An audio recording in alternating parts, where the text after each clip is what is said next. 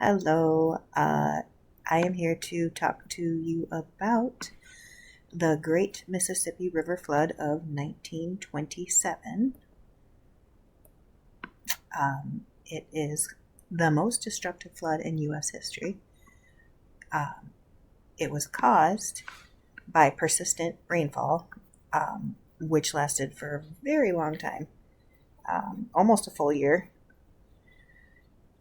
It started in the summer of 1926 and it lasted through the spring of 1927, so several months.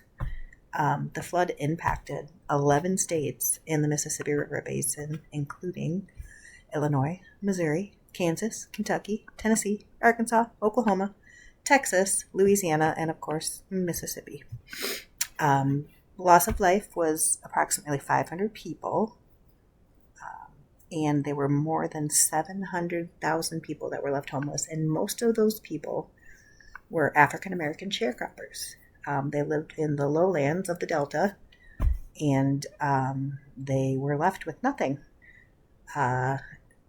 When the recovery efforts were going on, they were put into segregated relief camps, and they were definitely forced to work more than anybody else that was affected by this flood.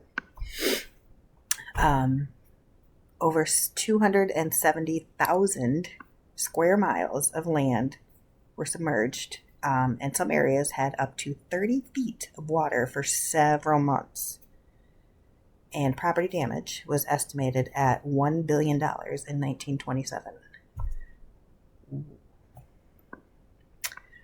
The long-term consequences. So the flood exposed the failure of the levees-only policy, which was the current policy pursued by the Army Corps of Engineers.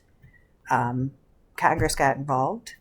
They passed the Flood Control Act of 1927, which basically gave the Corps the responsibility to have a system in place of levees, but also floodways and dams to manage the river, since clearly the levees-only policy was not working.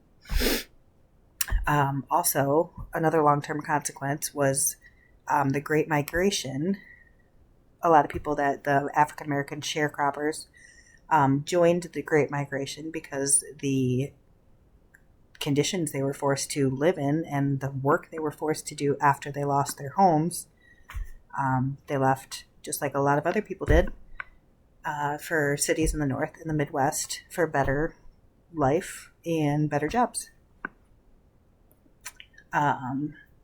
In the Mississippi River Basin, floods are increasingly frequent. Seasonal flooding from snowfall and springtime rainfall occur annually, but major and catastrophic floods are occurring more often due to human activity, people kind of butting in with levees in channels, and also due to climate change. Significant flood events lasting 30 days or longer are more frequent now. They occur every 3 to 4 years in the lower area, and this area has been hit by numerous major floods in recent decades, or at least 10 or 12 over the last 20, 30 years, including the 1993 Midwest flood, which was pretty big. Some of you might not have been alive then, but I was. Things to mitigate the flood hazard are increased structural solutions designed to control water flow and to keep it away from the areas that are populated. Flood insurance programs, the National Flood Insurance Program, helps people recover, and it actually kind of enforces certain practices to help people get away from the flood areas. We obviously have increased forecasting and community notifications with social media and any kind of technology that's available.